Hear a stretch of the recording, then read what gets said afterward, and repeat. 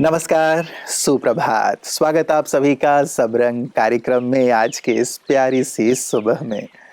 मित्रों, कहते हैं कि यदि ईश्वर से कुछ मांगना ही हो तो आसान जिंदगी ना मांगें, लेकिन उनसे शक्तियां मांग लें, ताकि जीवन में जब कभी कठिन परिस्थितियां आएं, विषम परिस्थितियां आएं, तो आप सहजता से उन्हें पार कर सकें। क्योंकि जहाँ शक्तियां हैं वहाँ हर परिस्थिति को पार करना आसान हो जाता है। कमजोर व्यक्ति छोटी सी बात को भी बड़ा कर देता है, लेकिन शक्तिशाली व्यक्ति बड़ी सी बात को भी बाएं हाथ का खेल समझते हुए सहजता से उसे पार कर लेता है। तो मन का सशक्त होना बहुत बहुत आवश्यक है, और आपके मन को सशक्त करने के लिए प्रतिदिन हम लेकर आते हैं सुंदर सुवाक्य। आइए सुनते हैं आज का सुंदर सुवाक्य। ओम शांति। आज के दौर में विकट व विषम परिस्थितियां उस अनचाहे मेहमान की ही तरह है, जो नॉक करके नहीं आती, बस कभी भी कहीं भी किसी भी रूप में प्रकट हो जाते हैं। ऐसे में एक समझदार व्यक्ति यही कोशिश करता है कि स्नेह से या फिर आपसी सहयोग से इन परिस्थितियों को पार कर ले। परंतु वास्तविकता ये है कि जब तक हमारी स्वस्थिति शक्तिशाली नहीं होती, तब तक हम इन परिस्थितियों पर विजय प्राप्त कर ही नहीं सकते। फिर बात चाहे अपनी हो या अपनों की हो, कारोबार की हो या फिर दुनियादारी की हो, हमें परिस्थिति प्रमाण कभी समाने की शक्ति तो कभी सामना करने की शक्ति, कभी परखने की शक्ति तो कभी निर्णय करने की शक्ति, कभी शांति की शक्ति तो कभी सहन शक्ति की आवश्यकता पड़ ही जाती है। इन शक्तियों की कमी के कारण ही हम परिस्थितियों से पराजित हो जाते हैं। इसलिए अपने मन और बुद्धि को सर्वशक्तिमान परमपिता परमात्मा की याद से शक्तिशाली बनाए और स्नेह, सहयोग व शक्ति के समन्वय से परिस्थितियों पर विजय पाए। ओम शांति। मित्रों, मन के शक्तिशाली होने के साथ साथ आवश्यक है तन का भी शक्तिशाली होना, और तन को शक्तिशाली बनाता है हमारा खान पान, और साथ ही उसे हजम करने के लिए हमारा डाइजेस्टिव सिस्टम। खाना पीना बहुत अच्छा हो, लेकिन यदि आपका डाइजेशन ही ठीक ना हो तो अच्छी से अच्छी चीज़ खाने का भी कोई फ़ायदा नहीं होता। तो जैसे मन को शक्तिशाली हमारा सुवाक्य बनाता है, वैसे ही प्रतिदिन हम आपके लिए लेकर आते हैं आपकी सेहत आपके हाथ में, कुछ सुंदर सी बात जो हमारे तन को स्वस्थ और शक्तिशाली बनाता है। आज भवानी स्वामीनाथन जी प्रकाश डाल रही हैं हमारे डाइजेस्टिव सिस्टम पर। आइए सुनते हैं। ओम शांति। आज हम लोग एक नई चीज समझेंगे। आयुर्वेद में आपने बहुत सारे आयुर्वेदिक काढ़ा बना के पिए होंगे। आज मुग्धायुष की बात करते हैं। तो मुग्धायुष क्या है, इसे किस तरह से बनाना चाहिए और किन लोगों ने इसे लेना चाहिए, हम ये पूरी बात आज समझेंगे। तो मूंग दाल जो होता है, जैसे हम सब जानते हैं, ग्रीन मूंग दाल जो छिलके वाली होती है, साबुत मूंग दाल, उसमें बहुत प्रोटीन्स होता है और आयुर्वेद में इसके बहुत फ़ायदे हैं। तो मुग्धायुष बनाने के लिए हमें करना क्या है कि एक छोटी कटोरी आप मूंग दाल लेंगे, उसको अच्छी तरह से ड्राई रोस्ट कर लेंगे 7 से 8 मिनट, और इसे आपको पानी में उबालना है। जैसे अगर आपने 1 कटोरी मूंग दाल ली है तो उसमें 8 कटोरी पानी डाल के उसको अच्छी तरह से उबाल के उसको फिर स्ट्रेन करके निकालना है, और इसमें थोड़ी सी जीरा पाउडर, सौंठ पाउडर और सेंधा नमक डालना है।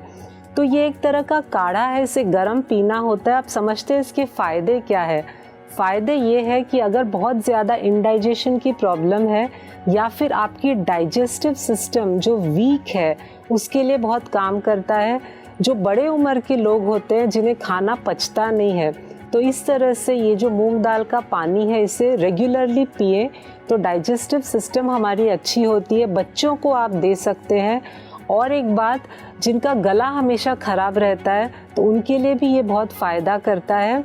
और एक तरह से ये नेचुरल डिटॉक्स है। तो अगली बार आपने बहुत सारे जो काढ़े बनाए उसमें एक नया ये ट्राई करके देखिएगा, मुग्धायुष जिसे कहते हैं, जो बहुत फायदेमंद है। ओम शांति। Thank you. कहते हैं यदि चिड़ियाएं एक हो जाएं तो शेर की भी खाल खींच सकती हैं। अर्थात हमें किसी को भी शक्तिहीन नहीं समझना चाहिए। कई बार हम स्वयं को शक्तिहीन, दीनहीन मान बैठते हैं और परिस्थितियों के सामने घुटने टेक देते हैं। लेकिन हमारे अंदर अनंत ऊर्जा, अनंत शक्तियां हैं मित्रों, जिसे आध्यात्म के माध्यम से जागृत किया जा सकता है और नए विश्वास के साथ अपने कर्तव्य पथ पर, अपने लक्ष्य की ओर बढ़ा जा सकता है।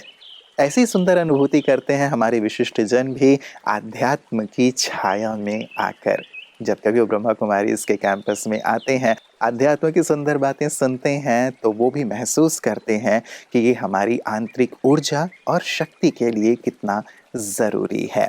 आइए सुनते हैं कि आज इस सेगमेंट में विशिष्ट जन की बातें विशेष में हमारे साथ कौन है। यहाँ राजयोग की जो शिक्षा दी जाती है, ज्ञान सिखाया जाता है, ये कितना कारगर साबित हो सकता है सब मीडिया? नहीं, इसके कारगरता पर तो मीडिया वालों के मीडिया वालों पे हो सकता है ना, क्यों नहीं हो सकता। लेकिन दो प्रकार की बातें हैं। देखिए, हमारे दैत्यों को मारने के लिए हमारे हर भगवान के हाथ में शस्त्र है। हालांकि शस्त्रधारी व्यक्ति के पास विवेक भी होना चाहिए, नहीं तो उसका आतंकवादी हो जाता है जी। और वो आतंकवादी ना हो, मतलब हमारे शस्त्रधारी लोगों के पास विवेक आए, इसके लिए मुझे लगता है राजयोग जरूरी है। जी जी। आत्मविश्वास आए हिंदुस्तान के ऊपर, भले ही आज कितनी विपरीत स्थिति हो। आज देश के प्रधानमंत्री देखिए, फुल ऑफ कॉन्फिडेंस है। उनकी तरफ देख के ऐसा लगता है कि कुछ नहीं, हिंदुस्तान का बिगड़ने वाला नहीं है, सब ठीक होने वाला है। तो ये कॉन्फिडेंस हर लीडर में, हर क्षेत्र में क्यों नहीं आता? धार्मिक क्षेत्र में भी आज इस कॉन्फिडेंस की जरूरत है। धार्मिक क्षेत्र के लोग भी अपने आप को बचा के रखना चाहते, विवादित चीजों को हाथ नहीं लगाना चाहते। अगर आप क्रिटिकल ऑपरेशन नहीं करेंगे तो पेशेंट का मरना तय है। यू शुड डू इट, आपको करना चाहिए। लेकिन लोग उसको कहते हैं ना कि सुपर स्पेशलिटी में प्रेफर करो, तो मुझे लगता है ये तो सुपर स्पेशलिटी है। इतना अच्छा काम आप लोग कर रहे हैं और ब्रह्म कुमारी के द्वारा सामाजिक क्षेत्रों में होने वाला जो काम है, कृषि के क्षेत्र में होने वाला काम है, शिक्षा के क्षेत्र में होने वाला काम है, ये बड़ा अच्छा है। मुझे लगता है इसको प्रमोट करना चाहिए और हम हमारे चैनल से भी इसको जरूर प्रमोट करेंगे। जरूर sir, thank you so much. इतना अच्छा नाम अपने गॉडलीवुड दिया है, क्योंकि दुनिया में हॉलीवुड है, बॉलीवुड है, टेलीवुड है, लेकिन देखिए इतने साल लगे गॉडलीवुड शुरू होने में, क्योंकि अच्छा काम शुरू होने में टाइम लगता है। तो आपके नेटवर्क को, आपके चैनल को मैं शुभकामनाएं देता हूँ।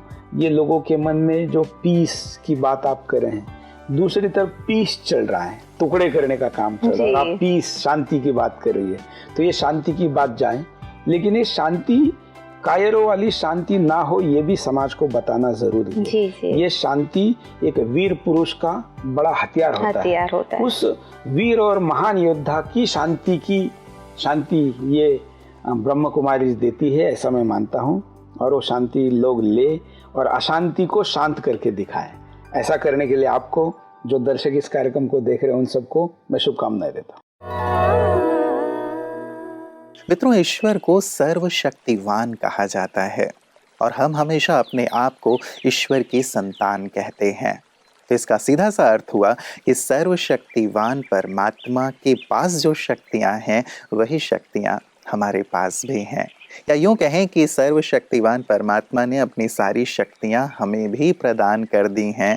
बस आवश्यकता है उसकी जागृति की, उसकी स्मृति की। यदि आपके पास करोड़ों रुपए अलमारी में रखे हुए हैं, लेकिन आपको यह एहसास ही नहीं है, पता ही नहीं है कि आप करोड़ों के मालिक हैं और घर में ही वो सब रखा हुआ है, आप उसे यूज़ नहीं कर पाएंगे, उसका आनंद नहीं ले पाएंगे। अध्यात्म ये सिखाता है कि कैसे अपनी इन शक्तियों को जागृत भी करें, इस्तेमाल भी करें और जीवन को सहज बनाएं। और यही कार्य ब्रह्मा कुमारियाँ बखूबी कर रही हैं, समाज में जन जन तक पहुंचकर उनके जीवन में आध्यात्म का संचार करके, राजयोग सिखाकर। आइए देखते हैं पीस न्यूज़ हाइलाइट्स में उनकी सुंदर सेवाओं को। ब्रह्मा कुमारीज मध्य प्रदेश ग्वालियर के लश्कर में प्रजापिता ब्रह्मा कुमारी ईश्वरीय विश्वविद्यालय की भगिनी संस्था राजयोग एजुकेशन एंड रिसर्च फाउंडेशन के मेडिकल विंग द्वारा राष्ट्रीय अभियान मेरा भारत व्यसन मुक्त भारत के अंतर्गत मेरा ग्वालियर व्यसन मुक्त ग्वालियर अभियान के द्वारा विभिन्न स्थानों पर कार्यक्रम आयोजित किए गए। ब्रह्मा कुमारीज ग्वालियर द्वारा इस अभियान के तहत लगभग 1164 लोगों को व्यसन मुक्ति का संदेश दिया गया, ताकि उन्हें नशा करने के नुकसान के बारे में जानकारी प्राप्त हो और वो इस दलदल में ना फंसे। साथ ही अलग अलग स्कूलों में जाकर सभी को व्यसन मुक्ति का संदेश दिया गया, जहां पर माउंट आबू से पधारे के डॉक्टर बनारसी ने सभी को संबोधित किया। इसके साथ में सभी जगह इंडियन मेडिकल एसोसिएशन के द्वारा बेसिक लाइफ सपोर्ट की ट्रेनिंग दी गई। इस पूरे अभियान में जनजागृति तहत नशे के दुष्परिणाम बताते हुए दूर रहने एवं नशा मुक्त देश बनाने में सहयोगी बनने का संकल्प दिलाया।